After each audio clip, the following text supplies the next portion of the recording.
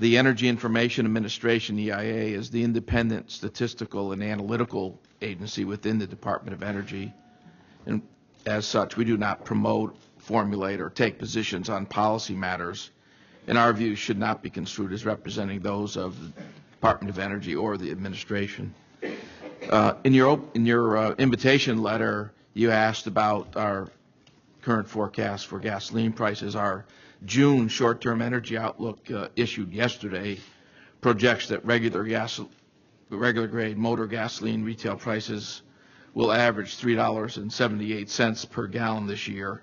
That's 97 cents per gallon above the 2007 average, with the monthly average prices projected to peak at $4.15 in August nationwide.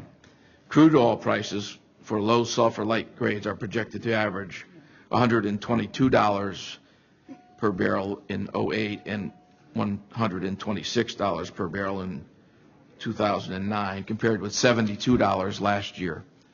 I think it's important to, when you're discussing the long-term outlook for oil and liquid fuels, to start with a clear set of definitions. And the first table in my written testimony shows the estimated global quantities for 6 categories of liquid fuels. We use the term oil to refer to the first 4, which are conventional crude oil, least condensate, natural gas, liquids, refinery gain, and unconventional crude oil, including Canadian oil sands, shale oil, and very heavy crude oil. We use the term liquids to refer to oil plus biofuels and liquid fuels manufactured using coal and natural gas. These distinctions are important because the conventional crude oil share of total liquid fuel supply, which was 84% in 2006, is projected to decline to between 62 and 72% of total global liquid supply in 2030 in the reference and high price cases, as discussed in the written testimony. Last December, as several members have noted, the Energy Independence and Security Act was passed and signed by Congress and signed by the President.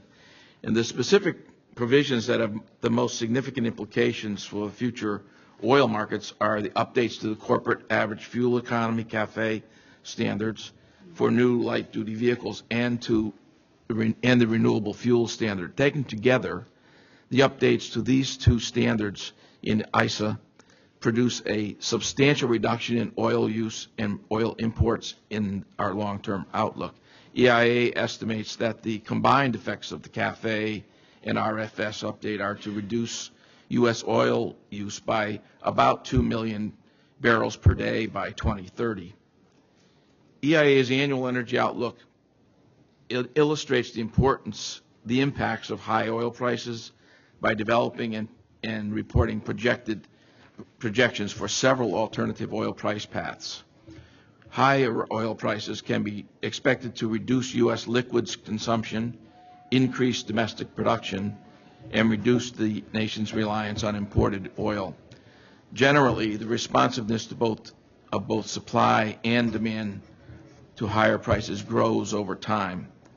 Reflecting consumers' response to high prices, oil use in the transportation sector in 2030 is nearly 6% lower in the high price case than in the reference case. Higher prices also result in fuel switching between liquids and other energy in the industrial sector. Turning to supply, projected domestic crude oil production in the high oil price case, as shown in Figure 4 of the written testimony, is 6.4 million barrels a day compared to a 2006 level of 5.1. By dampening demand for liquid fuels and increasing the domestic production of crude oil and biofuels, higher oil prices together with the CAFE and RFS provisions in ISA substantially reduce projected U.S. oil imports. In 2006, U.S. oil imports were 12.4 million barrels a day, accounting for 60% of our total liquid fuel use. And in the AEO 2008 high price case, oil imports are expected to provide 44% of our total projected liquid fuel use in 2030.